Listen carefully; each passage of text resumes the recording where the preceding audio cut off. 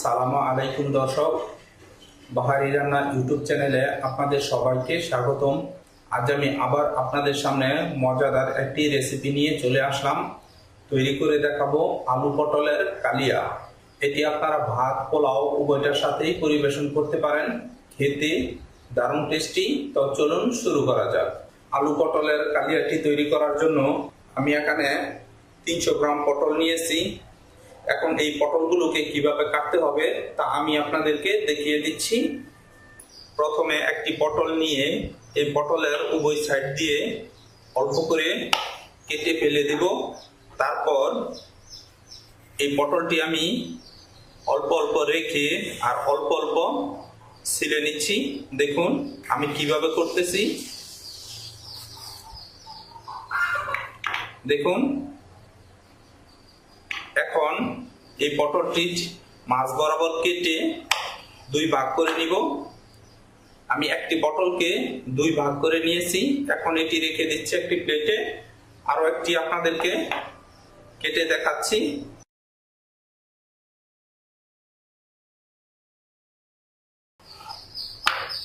দেখুন, এটিও আমি কেটে নিয়েছি। এখন একইভাবে আমি বাকি সবগুলো কেটে নিব। আমি সবগুলো পটল কেটে নিয়েছি। এর সাথে আরো লাগছে আলু। আমি এখানে খুবই ছোট আর মাঝারি সাইজের 2টি আলু নিয়েছি। এখন এই আলুগুলো আমি কেটে নিব। পটলগুলো আমি যতটুকু বড় করে কেটেছি, আলুগুলো ঠিক ততটুকু বড় করে আমি কেটে নিচ্ছি। কাটা হয়ে গেছে। এখন আমি তুলে নিব আর তুলে নিয়ে চলে যাব পরবর্তী স্টেপে। রান্না করার জন্য এই দিকে চুলায় একটি প্যান বসিয়ে দিয়েছি। এখন এই প্যানে আমি দিচ্ছি 2 টেবিল চামচ পরিমাণ সরিষার তেল। তেলটুকু কিছুটা গরম হয়ে যাওয়ার পর এর মধ্যে দিচ্ছি কেটে রাখা আলুগুলো। সাথে লাগছে সামান্য পরিমাণে লবণ আর দিচ্ছি সামান্য পরিমাণে হলুদের গুঁড়া। এখন নেড়ে চেড়ে মিশিয়ে নিচ্ছি। মেশানো হয়ে গেছে। এখন এইভাবে এই আলুগুলো বাদামি কালার করে ভেজে নিতে হবে। আমি এই আলুগুলো 2-3 মিনিট ভেজে বাদামি কালার করে নিয়েছি। এখন এই আলুগুলো আমি তুলে নিব।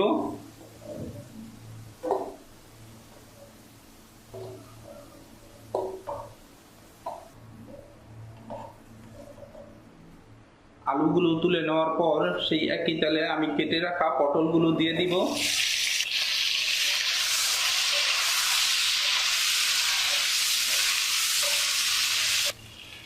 একটু নেড়ে চেড়ে নিয়ে ঢাকনা দিয়ে ভেজে নিব 2-3 মিনিট। প্রায় 2 মিনিট পর ঢাকনাটা খুলে নিচ্ছি আর নেড়ে দিচ্ছি। নেড়ে উল্টিয়ে পাল্টিয়ে দিচ্ছি যাতে করে উভয় দিক দিয়ে সমানভাবে ভাজা হয়। ফুটানো হয়ে গেছে। এখন আবারও ঢাকনা দিয়ে ভেজে নিব আরো 2-3 মিনিটের জন্য। 2-3 মিনিট পর আমি ঢাকনাটা খুলে নিচ্ছি। দেখুন পটলগুলো ভাজা হয়ে গেছে। এখন তুলে নিব।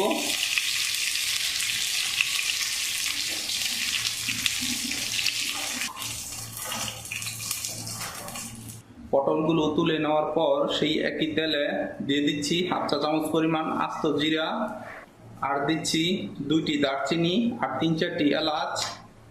এখন এই ফোড়নটা কিছুক্ষণ ভেজে নিতে হবে। 10 সেকেন্ডের মতো এই ফোড়নটা ভেজে নেওয়ার পর এর সাথে দিয়ে দিচ্ছি 1 টেবিল চামচ পরিমাণ আদা বাটা। এখন এই আদাটা ফোড়নটার সাথে কিছুক্ষণ ভেজে নিব। আরো 10-15 সেকেন্ডের মতো কষিয়ে নেওয়ার পর এর সাথে দিয়ে দিচ্ছি 1/2 চা চামচ পরিমাণ ধনিয়া গুঁড়া, 1/2 চা চামচ পরিমাণ জিরার গুঁড়া, হলুদের গুঁড়া 1/2 চা চামচ পরিমাণ, লাল মরিচের গুঁড়া দিচ্ছি 1/2 চা চামচ পরিমাণ। এখন এই মশলাগুলো কষানোর জন্য দিচ্ছি 2 টেবিল চামচ পরিমাণ পানি, যাতে করে মশলাগুলো পুড়ে না যায়।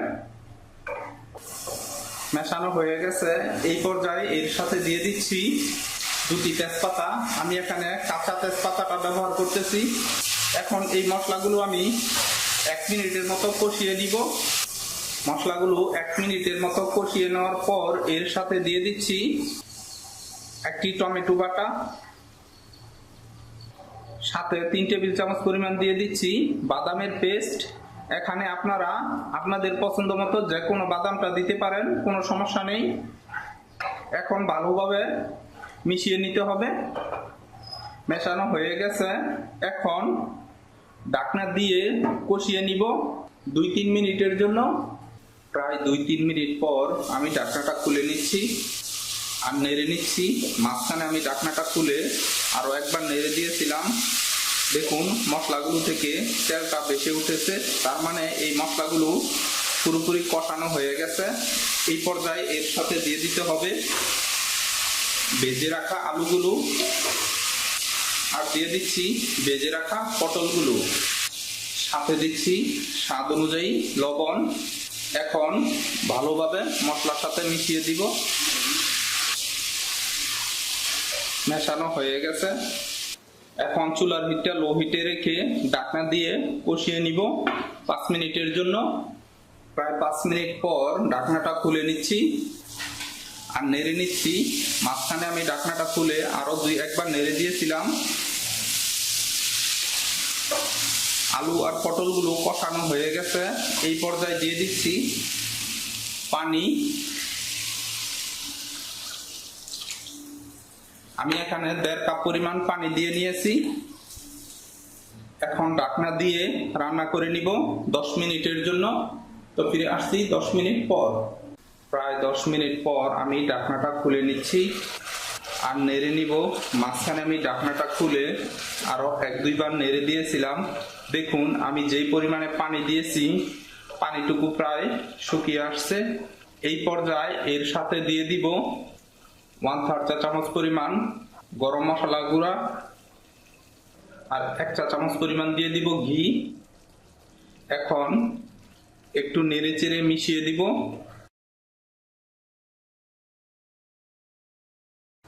মেশানো হয়ে গেছে, এখন এইভাবে রান্না করে নিব আরো 2 মিনিটের জন্য।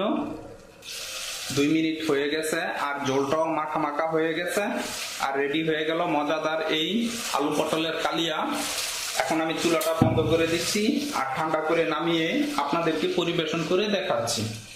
রান্না করে নিলাম আলু পটলের মজাদার এই কালিয়া। এটি আপনারা ভাত, রুটি, পোলাও উভয়টার সাথে পরিবেশন করতে পারেন। খেতে খুবই টেস্টি। আমার এই রেসিপিটি দেখে আপনারা অবশ্যই বাসায় তৈরি করবেন। আশা করি আপনাদের কাছেও খুব ভালো লাগবে। আজ তাহলে এই পর্যন্তই। আবার অন্য কোনো দিন ভিন্ন ধর্মী কোনো রেসিপি নিয়ে আপনাদের সামনে চলে আসব। ততদিন আপনারা সবাই ভালো থাকুন, সুস্থ থাকুন আর আমার জন্য দোয়া করুন। আল্লাহ হাফেজ।